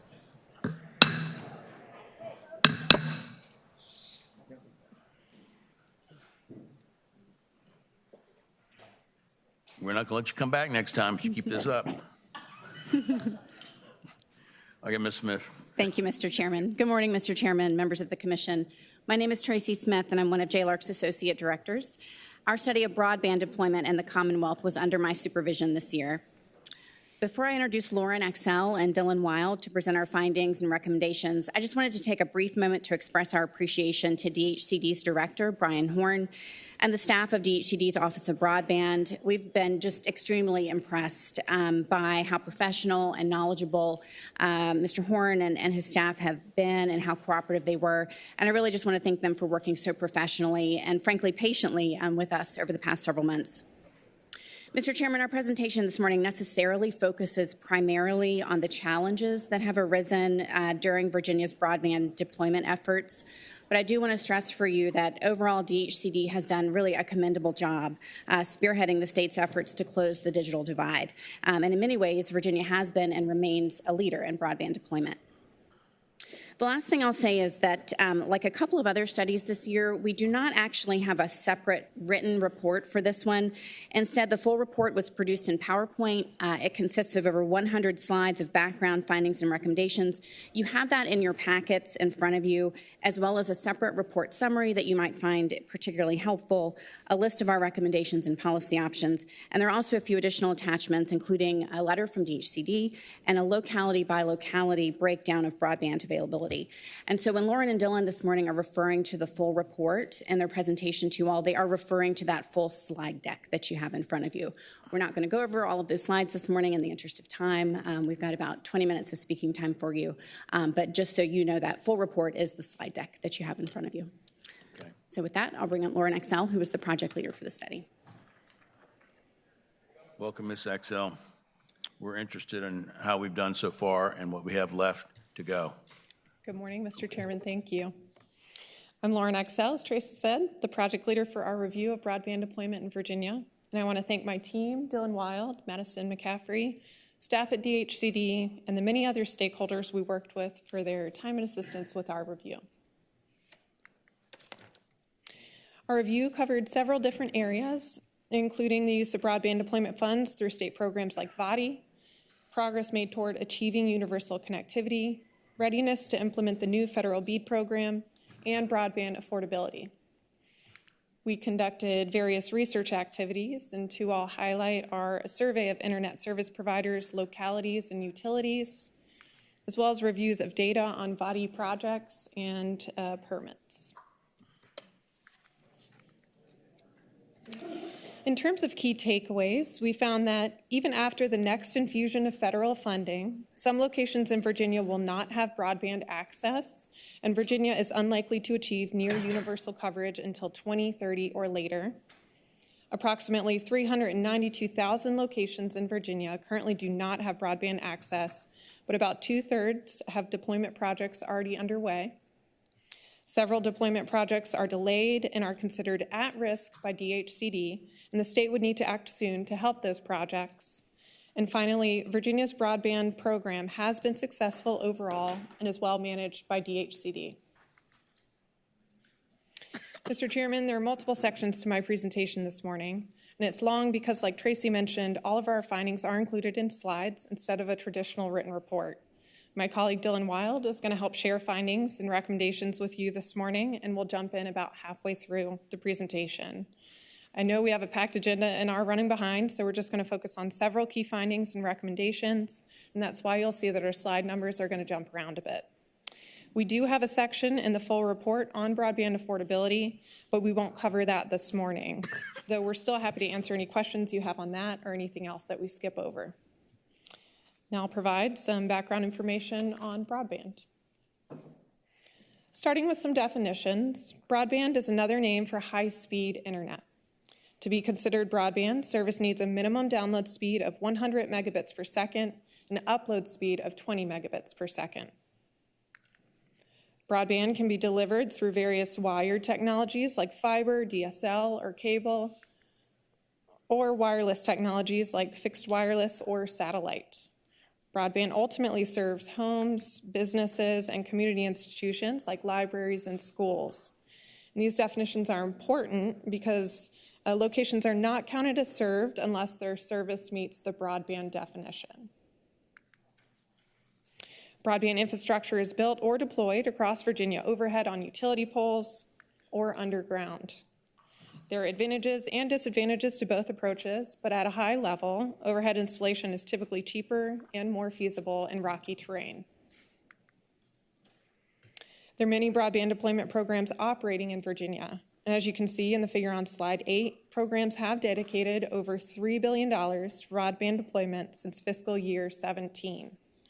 The two largest programs we'll focus on this morning are the state's Virginia Telecommunication Initiative Program, also known as VADI, and the new federal Broadband Equity Access and Deployment Program called BEAD. Although VADI is a state program that has received about $200 million in state general funds since fiscal year 17, it's largely federally funded because of the infusion of about $700 million in federal pandemic relief funding in FY22. DHCD has an Office of Broadband that's responsible for overseeing Virginia's broadband efforts, including administration of the state's VADI program and the new BEAD program. The broadband office is relatively small, but they work closely with a lot of state, local, and private sector stakeholders. Something we're sharing that we heard echoed many times during our research is that Virginia is a national broadband leader. Virginia dedicated state resources to broadband deployment several years before many other states did. And DHCD staff are considered helpful resources with strong expertise in the broadband area. Mr. Chairman, I'll pause quickly if there are any questions. I don't see any, so thank you. Now I'd like to share some data points on the status of broadband deployment in Virginia. Slide 12 has some historical information about Virginia's broadband goals, and I'll keep moving, but the important thing to know here is that Virginia has been working toward a goal of achieving near universal connectivity by 2028. When looking into progress made towards connectivity, we found that although the vast majority of Virginians currently have access to broadband, around 392,000 locations are still unserved across the state. One caveat to keep in mind, though, is that some unserved locations may still have access to internet. It just doesn't meet the broadband definition. The figure on slide 14 shows how things break down. Over 2.5 million locations currently have broadband. Around 392,000 locations don't, though state or federal funding has been awarded to almost 2/3 of those locations, which means projects have been initiated. For state-funded projects, funding is a mix of general funds and federal pandemic funding. Roughly 131,000 locations are currently unserved, and projects have not yet received any funding. Slide 15 has a map that shows where unserved locations are concentrated, with darker shading representing higher numbers of unserved locations. And as you can see, Southside and the Shenandoah Valley have the most unserved locations. And I'll leave that map up there just for a moment.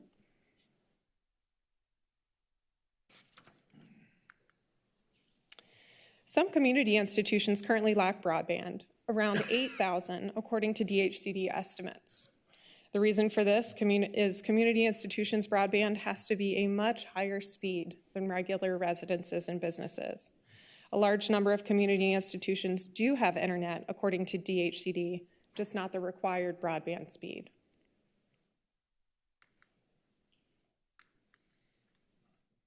The next finding related to the status of broadband deployment is that Virginia is unlikely to achieve near universal broadband connectivity until at least 2030. As you'll recall, 2030 is past Virginia's goal of 2028. Although ongoing state and federal deployment projects are expected to be done by 2028, upcoming BEAD projects will not. As of right now, they're expected to begin in 2026 and can take 4 years. BEAD projects are how Virginia plans to address the approximately 131,000 locations that are unserved and don't yet have projects underway. And Mr. Chair, By location, you mean an address, a house, or a building? Senator Deeds, that's correct. To level set expectations, even when current projects and upcoming BEAD projects are complete, Virginia will not achieve 100% connectivity. Over the next few years, some state and federal projects will likely fall short of their commitments and not bring broadband to all expected locations. Virginia is also likely to identify locations missed by current broadband maps as data improves. BEAD funding will already be allocated, so state funds may be required to address additional locations identified as needing broadband. Mr. Chairman, I'll pause again here. Okay, and now I'll share our findings on key challenges to broadband deployment. This is a pretty long section, so I'm going to jump right to our findings on slide 26. When we tried to identify the greatest obstacles for broadband deployment projects, we found that something called the make-ready process, which is needed to attach broadband lines to utility poles, is a substantial challenge. Slide 27 shows the steps of the make-ready process. First, internet service providers, or ISPs, inspect utility poles and then submit attachment requests. Pole owners review requests and do any work needed on their end. And then finally, ISPs are allowed to attach the broadband lines. The make-ready process has delayed deployment projects across the state. Specifically, 16 of the 57 ongoing body projects have indicated that make-ready is currently causing challenges. There's not a clear-cut answer for who is responsible for make-ready delays because ISPs and pole owners both seem to be contributing. We have some examples here on slide 28 if you're interested. In addition to taking a while to get through all the steps in the make-ready process, make-ready also has cost more than anticipated for some projects, which has further contributed to delays. We have two examples on slide 29. The first shows that make-ready costs were estimated to be under $15,000 per mile, but ended up being nearly $44,000 per mile. The second shows a similar pattern of underestimation. These discrepancies between estimated and actual costs slow project progress because ISPs have to figure out the best way to proceed with their project. In Project B example, they had to drop 8,000 locations. As you may recall, several changes were made last session to address make-ready challenges. A make-ready timeline was created for electric co-ops, a dispute resolution process was created for ISPs and co-ops, and the Virginia Make-Ready Initiative was created to help with make-ready costs for at-risk body projects. It's too early to gauge the full impact of these changes, but it's clear there aren't many other things the state can do to help. We did identify a few things, like sharpening make-ready cost estimates, and we have some slides and a couple of recommendations about that later in the full report. Now I'm going to click to slide 34, though, to discuss permitting challenges. VDOT permitting is another challenge affecting broadband deployment projects. When we looked into this, we found that the vast majority of broadband-related VDOT land use permits are issued quickly, but some permits do take a while to be approved. VDOT permits are required for broadband deployment projects when construction goes through a VDOT right-of-way. ISPs or their subcontractors must submit permit applications to VDOT, which include things like their plans for broadband installation, traffic protections, and restoration of the right-of-way. Applicants also provide a surety to cover any potential damages to the right-of-way. VDOT residencies, which approve many broadband-related permits, are processing permits pretty quickly, about 10 days on average. However, some permits took several months to approve in the first half of 2024. 9 of the 31 VDOT residencies had at least one permit that took over 100 days to approve. Mr. Chairman, we have some recommendations that would help reduce permitting delays by clarifying permitting requirements and trying to prioritize permits tied to deployment projects with time-sensitive funding. We also have some information on other challenges affecting broadband deployment and a couple of recommendations to help keep stakeholders informed of ongoing and future projects. But for the sake of time, I'm going to stop this section there. and jump ahead to slide 51, and I'm happy to answer any questions. Thank you. I'm sure there'll be members who will want to follow up on these suggested improvements. And also, if you could give us some feedback before the session starts. I know there's only a month, but a lot of this language is in the budget. And, if we need to address it again, we'd like to know. So thank you. Thank you, Mr. Chairman. And with that, I'll turn things over to my colleague Dylan Wild to cover the remainder of the presentation.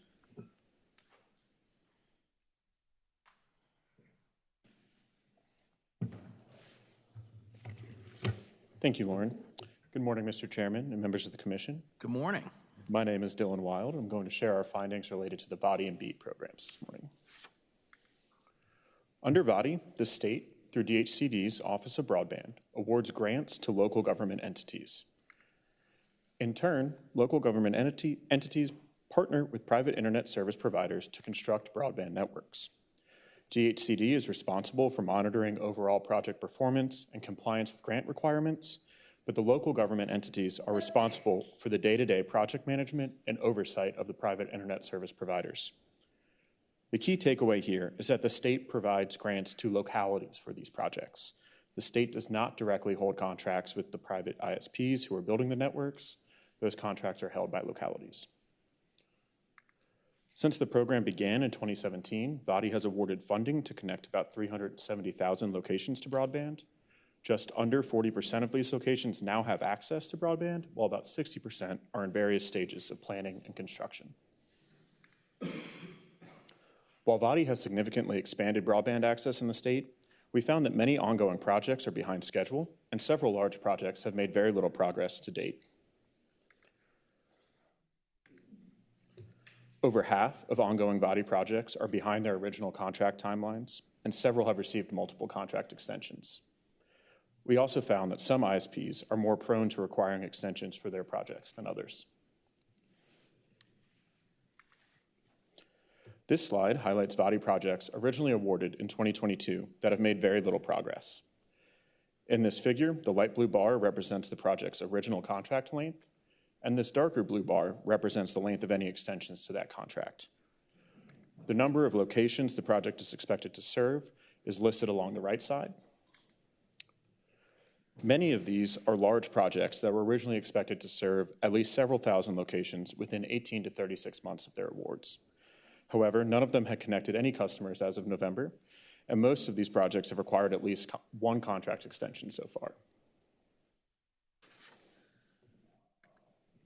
In addition to the challenges Lauren discussed, we found that insufficient contract mechanisms and enforcement have enabled continued delays for some projects, jeopardizing some pandemic relief funds. The state expects localities to keep VADI projects on track and to hold ISPs accountable for their performance. But some localities have struggled to do so because of insufficient contract provisions and concerns about penalizing or switching their ISP partners. Most ISPs involved in delayed projects have faced few to no consequences from their local government partners, which has enabled some projects to make very little progress in the 2 years since they were awarded. We have a recommendation to improve these contracts for future projects on slide 60, but I'm going to move ahead to slide 61. Delays in projects awarded in 2022 using federal pandemic relief funding are particularly concerning, as these funds must be spent by the end of 2026 or be returned to the federal government. As of November, DHCD considers at least 25 ongoing VADI 2022 projects to be at some risk of incompletion by this deadline. While delays are often caused by circumstances outside ISP's control, ISP's underperformance does contribute to continued delays. Last session, the General Assembly enacted budget language intended to encourage localities involved in at-risk 2022 projects to take actions that would improve the likelihood of completing these projects by that federal deadline. In July, DHCD first assigned risk statuses to these projects and notified the localities involved of their ability to relinquish or rescope projects or to change their ISP partners. However, few localities acted in response to this risk assessment, and some of these projects have continued to make very little progress. Some projects that have made little progress may improve their chances of completion by the federal deadline if the localities replace their ISP partner. However, some localities have expressed concern about their abilities to terminate their current agreements and to partner with a new ISP in a timely manner. The state could take several actions to facilitate this process for localities. First, DHCD could work with localities to use their own local attorneys and third-party legal experts to review their existing contracts to determine which at-risk projects could already terminate their current agreements for underperformance. DHCD could also require that any locality that requests an additional contract extension amend their agreement with their ISP partner to add performance requirements and enforcement mechanisms that strengthen their ability to terminate the agreement for underperformance going forward. Additionally, the General Assembly could build on last year's budget language to direct DHCD to evaluate whether any VADI 2022 projects are unlikely to be completed by the federal deadline and require these projects to switch their ISP partner, transfer locations to another project, or take other actions to improve the likelihood of completion by the federal deadline. This would be a step further than the action taken in last year's budget, as it would require localities to take some action. Mr. Chairman? Simon. Quick question. So I know that your initial finding is DHCD is doing a good job at administering these things. I guess my question is there not a model contract for localities to use for these? Because, I mean, it sounds like they would benefit. It sounds like maybe a lot of these folks were doing it on their own and have left out some fairly important provisions, like if you can't get this done in time for us to pay you, we're going to move on to somebody else. Has there any been thought given to that, or, you know, am I accurate? They're all sort of using their own mishmash of contracts, and there's no sort of model contract available for them to draw upon? Delegate Simon, that's a great question. And our understanding is DHCD does provide some guidance to localities on those contracts, and that has been strengthened over time. We're focusing on a lot of the 2022 projects here that were awarded with that federal pandemic relief funding fairly quickly. Those contracts between the locality and their ISPs are negotiated at that local level. There has been some guidance. We think that could be improved going forward, and we do have some recommendations to that to make sure that future contracts do have the necessary performance requirements and enforcement mechanisms. Thank you, Mr. Chairman. Thank you. And finally, we think the state could assist localities by addressing potential procurement challenges that may be a barrier to switching their ISP partner, including proactively identifying alternative ISP partners through an RFQ process in consultation with DGS. Slide 66 summarizes our recommendations to reviewing existing contracts and requiring additional performance metrics for any projects requiring an extension. Here on slide 67 is the recommendation that the General Assembly direct DHCD to identify projects that are unlikely to be completed by the federal deadline. We think that should be done by July 1st. Localities involved in these projects could be directed to initiate actions to adjust their projects by July 15th. And here on slide 68 is the recommendation that would require DHCD to work with DGS to help identify potential new ISP partners for localities. It is important to note that these actions will need to occur soon to maximize the likelihood of project success by the federal funding deadline. We'd also like to note that switching a project's ISP is not guaranteed to improve project performance. However, some projects that have made very little progress to date could likely move more quickly if constructed by a different ISP.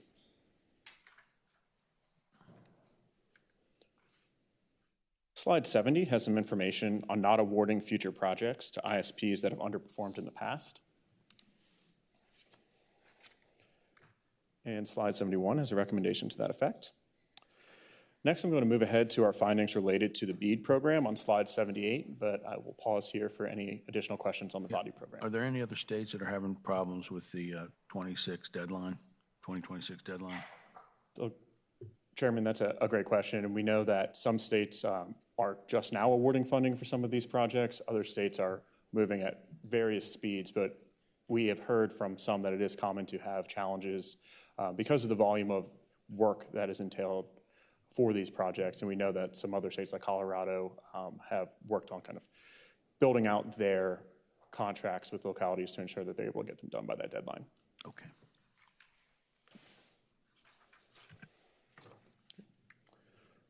Thank you, Mr. Chairman. As I mentioned, I will now spend some time discussing our findings related to the federal BEAD program. BEAD is expected to provide around $1.5 billion in federal funding to Virginia, which was determined based on the number of unserved locations in the state. Funds must first be used for deployment projects to connect unserved locations. Any funds left over can be used for non-deployment projects, which may include things like broadband affordability and adoption programs. Of the total funding the state will receive, DHCD estimates that around $1 billion will be needed for deployment, potentially leaving up to $480 million for non-deployment uses. The original notice of funding for BEAD outlined some broad categories of allowable non-deployment uses, but states are still waiting on more specific guidance, and the total amount of funding that will be available for non-deployment is still in flux. Once all deployment funding is awarded, DHCD will allocate the remaining funds to non-deployment projects, which will ultimately require approval by the governor and NTIA. I'm going to click over this next slide to slide 83. And the key point on this slide is that BEAD awards will be made later than originally anticipated because the federal government has taken longer than expected to grant key approvals and release funding. DHCD is still waiting on final approval of BEAD locations by NTIA, but they recently opened the preliminary application window for BEAD applicants. DHCD now anticipates making awards in early 2025, and projects are expected to begin in early 2026 and should be completed by 2030. There's a more detailed timeline of the BEAD process in the appendix at the end of the report. Drawing from Virginia's experience with VADI and other national programs, we have identified several key safeguards that can help mitigate or avoid challenges that have occurred in past projects. This slide summarizes these challenges, and the next several slides provide more detail on how the state can safeguard against them for BEAD. In the interest of time, I'm going to move ahead to slide 89, which summarizes our recommendations for how the state can help safeguard against these challenges.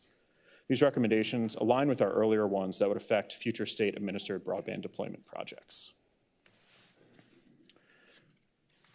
And Mr. Chairman, in the interest of time, I'll conclude my remarks here this morning. The full report contains an additional section on the affordability of broadband that Lauren mentioned, which features some research we did on what households might pay for broadband throughout the state. There is also additional information in the appendices at the end of this report, and several more will be posted online. Thank you for your time this morning, and I'd be happy to answer any additional questions you all may have. Thank you, Mr. Wild. Do we have any questions from Mr. Wild here? Delegate Ware has a request.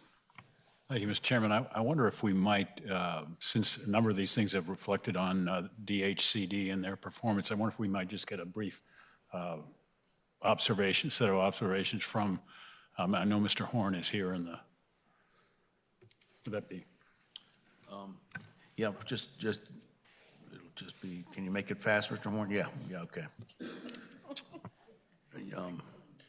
There'll be a lot of work done on this, I think, in the next few weeks, probably. Most definitely. Thank you, Mr. Chairman. Thank you, Delegate Ware. Thank you, members of the commission. I'm happy to be brief in some remarks. Let's take what we're currently working on, the currently funded VADI projects. As the commission, and we really enjoyed working with them, I think they got a really deep dive and understand how this sort of construction works. As for those projects, we have been able over the last 2 years to build out over 136,000 locations. Because broadband expansion is a priority of the governor, in less than 2 years, we've built out 136,000, which is more than what we expect to need for BEAD. Now, with respect to some of the projects that are at risk, if they're at risk, it may be because they are very slightly behind and will only need a very slight extension, and they qualify, therefore, as at risk. And as far as the contracting structure, the presentation was very accurate. We contract the localities who contract with the ISPs. And so that creates some limitations on what we can do from a contracting standpoint. That said, we're taking all of these recommendations from JLARC seriously. We're going to look into them and dig deep into them and see what we can adopt. And while we cannot give legal advice as a state agency, certainly provide some contract support to the extent that we can. Are you going to be able to make the 2026 deadline? We will. Yeah, okay, so we're not going to give any money back to the federal government? We are working very hard so that is not a problem. And that's the only, and Mr. Chairman, unforeseen site conditions happen in projects. That's what Make Ready is all about. But we do not foresee having to return any money back at this time. Okay, any questions of Mr. Horn since he's here? Okay, thank you. Thank you. Congratulations on your hard work. Thank you, Mr. Chairman. Say, looks like we have Justin Brown next. I don't know what happened to you, Justin, but Nothing can stop me from talking to you folks. Actually, I had a minor cycling accident yesterday, but I'm fine. So I'm happy to be here with you. And I realize where we are on the agenda, so I will sure it was the move quickly. But since driver's this fault. affects you, feel free to stop and ask questions. So I'll wait for the slides to come up. So this was something that you asked us to do through joint resolution this past session. And you can see the specific study items there. One thing I'll note that was kind of just interesting for us organizationally, there was an item in there for us to survey you. Something to our knowledge we've never done. So I need to really thank both clerks' offices for helping facilitate that. They also gave us a lot of good detail about how the compensation works. So less this morning, but more in the full report. I've got some results from that survey. This just is to level set about kind of what the, let's call it, compensation package is, and it's kind of an interesting combination of certainly a salary, and then there's interim meeting compensation, and y'all are familiar with the various per diems. There also is a district office allowance that's kind of a separate line item. So typically when we do something like this, we want to understand what the level of effort is with the job when we think about compensation. So to that notion of doing a survey, we asked the legislature during November to fill out a short online survey and got a great response rate. 120 of 140 folks responded, so I appreciate you doing that. We wanted to ask about, just kind of go back to your legislative calendars and think about for the legislative session about how many hours per week do you put in. And the median number of hours was 60 there. This is the range, which I won't get into. It did vary depending on a variety of factors, but it was 60 hours per week during the session. Now, obviously, as you know, during the interim, it's just less structured in terms of what the job is, maybe a little bit more constituent service, but there's clearly some effort. So here the median kind of outside of the session per member was 30 hours. Again, there was a range. This tended to skew a little bit more downward from that based on a variety of factors as well. So we wanted to kind of try to conceptualize this in terms of either a full-time job or a part-time job. So this just shows you per month the hours per week that was the median estimate. So you can see 60 during the session, 30 during the interim. And if you look at, for example, the IRS guidance about the kind of low end of part-time, that's 30 hours and below. So let's call it 29 hours. That's that bottom line, and obviously a full-time is 40 hours a week. So month by month, you're working well more than a full-time job during the session, and a little bit more than kind of the top end of part-time outside of the session. So when you annualize that, it's basically, and again, just the median making some assumptions, but 13% fewer hours than a traditional full-time job, and 19% more hours than a kind of that upper end of a part-time job. So clearly there's a level of effort, associated with this quote-unquote part-time job that y'all have. So with that as backdrop, let's talk about salary a little bit. We thought of a variety of ways to kind of benchmark these salaries. So I've got some information on other states, and then I've got some information related to some external benchmarks. So NCSL was very helpful working with us on this, and you all probably know this, but they have this classification of legislatures. There's obviously full-time legislatures, there's very part-time legislatures, and then there's some in the middle that they call a hybrid, and they classify Virginia as a hybrid legislature. And there's several factors that they use for that classification. So this just shows you that Virginia is kind of on the low end of the other hybrid legislatures that pay a salary, and that median there is about $33,000 and change. So it's a big gap from the $17,640 that the House makes or the $18,000 that the Senate makes to that median of other hybrid legislatures in the country. This is just a little bit of information in terms of how it breaks down by the region. We've got more in the report. It really kind of depends on whether you look up north or whether you look south in terms of that region. And I would just say one thing just across all this. There's not a whole lot of patterns here, which kind of makes sense just because of the way legislatures have just developed over time in all those different states. But here's the regional perspective. So you all know this, but in the 70s and 80s, the legislature was fairly good about periodically upping its own pay. But then in 1988, it was raised, and then nothing happened except for the House deciding in 1991 to cut its own pay kind of during a recession, because that's what happened to state employees. So since that time, the House has made $17,640 and the Senate has made $18. And, we always talk with you a lot about inflation. And I think in a short period of time, inflation normally doesn't make a huge difference. But when you look at the 35 years that has kind of happened since the last time you got a salary increase, the effect of inflation is pretty serious. So you lost about 170% of the actual value of that salary. I'm not going to read these, but you all put a lot of time and effort into these surveys, and we got some really useful and interesting commentary in the survey itself about kind of how hard it is to balance your job responsibilities and this notion of you being part-time. These are just a few kind of, I'd say, representative quotes. We have some more in the report. Did we freeze up here? There we go. Okay, so JLARC as a staff feels pretty strongly that legislative salaries need to be higher. So in a second, we have a recommendation to that effect. In terms of how you think about doing that or the increase, we try to construct a range for you. So one thing you could do is push them up about 86% to that other hybrid states median. The other thing you could do, and this is something we do very commonly, is just adjust that salary from 1988 based on inflation up to now. That's a much bigger increase, but that's just the effect of inflation. So this would be for the Senate, this would be for the House. There's just a slight difference there because of the small differences in the salary levels. So this is the recommendation to increase legislative salaries. I will just say, and I think you all probably intuitively know this, there's a reason why legislative salaries haven't gone up, because it's hard to put in a bill to push your own pay up. So we looked across other states, and it seems like the ones that have a systematic, structured approach where the legislature is not directly involved is the best way to do this, to kind of not be in the same circumstance that you've been in for a long time. So states they're all over the map, but there's some that have external commissions. There's some that just peg the salary to some form of either inflation or like the median income in their state. And so we have an appendix that lays all these out if you're interested in that. But we thought about Virginia's current process, I'll say in quotes. We call it the ad hoc process. There really isn't one. And I do think that in the 70s and 80s, pay did go up. But then it's been so long that salary value just has not held up over time. It's really not transparent because you don't know what it's based on. You don't know why it's going up. It did do fairly well about the ability to either pause or reduce because it's held at where it is. But I also feel like when you look across other states, it's important for legislators to not directly influence the number. And I think that's important for perception. I think that's important for just kind of the validity of the activity. So compared to our framework here, the external benchmark and the commission approach both fare better. For a variety of reasons, we think the external benchmark would be the way to go here.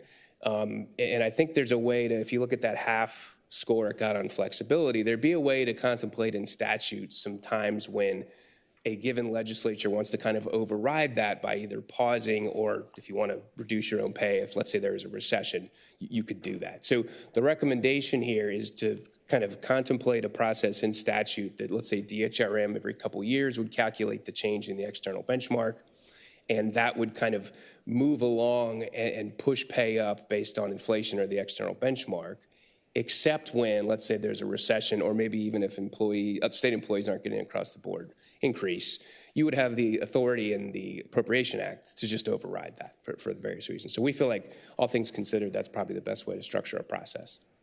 So, Mr. Chairman, I had some things about the other parts of your reimbursements and allowances. I will just conclude by saying that the mileage and the session per diem, it's common in other states to do that. Virginia's smart because you track it to the General Services Administration cost index, and it just goes up over time. Makes sense. The intermeeting compensation, you could quibble with that amount, but it did increase a little bit. It's very common for this to be provided in other states as well. And one thing you may just find kind of parochially interesting, you can see we worked with the clerks to get the actual reimbursement data. This is just the difference, the median senator and House member in terms of the number of meetings attended and the amount of reimbursement given. You would expect the Senate to be higher, I think, just because there's fewer senators. So the last thing I will say is that the district office allowance is kind of interesting. It has not increased since 1988. It's kind of unclear what it was based on. A lot of you all told us in the survey that if you do try to have kind of a formal district office, that it's not enough, especially if you're in an expensive area. You told us that you subsidize that with your own funds. So we have an option in the report. There's a lot of ways to do this. You could increase that based on like an office cost index over time. There's a few other ways you could do it. But one thing that I think probably wouldn't make sense is to go to kind of a full reimbursement approach. I think there's a administrative burden to that and a complexity to that. But we have some commentary in the report how if you wanted to maybe separate the office costs from the other costs, you could do that. But this was clearly, I think, a pain point for a lot of the members as well in terms of that amount and it maybe not adequately covering what you're actually spending on your office costs. So that's all I had. I know we're short on time. I'm happy to answer questions if you have them. Okay, any questions for Mr. Brown? Okay. I think we just have one last agenda item, a very brief VRS update. Kimberly Sarte will give that. Good afternoon, Ms. Sorte. Good afternoon, Mr. Chairman, and I can just show you the 3 slides that are of most interest to you in the interest of time. If the slides come up. If they don't come up, I can just tell you. Oh, here we go. So this is the biannual or semi-annual oversight report we give to you each year. We give you one in July and one in December on VRS. So the total fund performance exceeded the benchmarks for all but the 1-year period. However, VRS is a long-term investor, so long-term investment is more important and is kind of the main focus. In terms of rates, the employer contribution rates have continued to decline for VRS plans. These are the 2 largest plans, the teachers plan and the state employees plan. That's a good thing because you, of course, you all fund the rates in the Appropriations Act. So when rates go down, the appropriation amount also goes down that's needed. And also the funded status of the largest plans, this is again the teachers plan and the state employees plan, has increased, which is a good thing, and that's largely reflective of the strong investment returns over the last few years and also the General Assembly's commitment to pay down the unfunded liability. So you've had the desired effect and the funded status has continued to improve. And unless there's any questions, those are the main takeaways from my presentation today. Do we have a goal to have it 80% funded? Is that our goal, or is that good best management practice, or?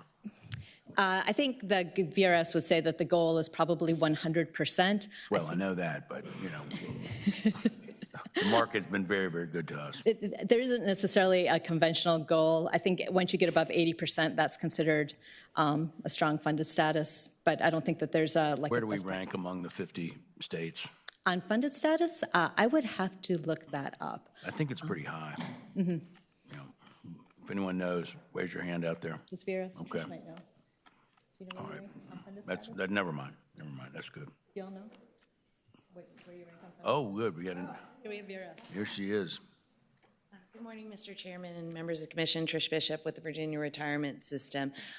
We are probably in the upper quartile of funded status, particularly if you take into effect the fact that we use a more modest investment rate of return at 6.75% versus some of the other plans that use a higher discount rate. So we're probably the top 25-ish%, but we'll certainly follow up and give you the most recent data on that. Okay, thank you. Sure.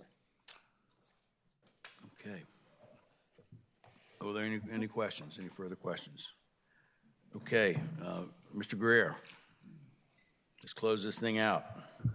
We will do that. Mr. Chairman, that concludes our presentations. On behalf of staff, I want to thank you for your attention this year and your support of the staff, and hope you all have a wonderful holiday season. Thank you. Well, we want to thank you for all your hard work. We know it's been a busy year, and we asked for a lot, so thank you for what you're doing.